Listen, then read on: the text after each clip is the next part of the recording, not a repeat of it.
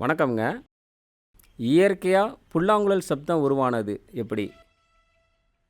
அதாவது வனப்பகுதியில் வண்டுகள் சுற்றி திரியும் பொழுது இந்த மாதிரி பச்சையாக உள்ள இயற்கையாக உள்ள மூங்கிலில் கணுப்பகுதியில் அந்த மூங்கில் அரிசி இந்த மாதிரி தேன் சுவையெல்லாம் இருக்கும்பாங்க.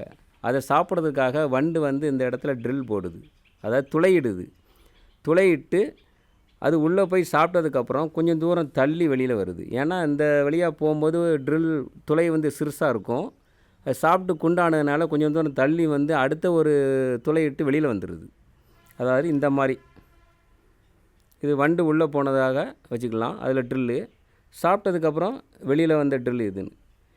அதுக்கப்புறம் அது பாட்டில் போயிடுது. அதுக்கப்புறம் இது உள்ளே அங்கே அடிக்கக்கூடிய காற்றுகள் உள்ளே போய் இந்த வழியாக வரும்போது சப்தம் வெளியில் வருவதை முதல் சப்தம், அதாவது இது காந்தாரம் அப்படிம்பாங்க. அப்படிங்கிறது இதுதான் இயற்கையான முறையில் புல்லாங்குழல் உருவான விதம்.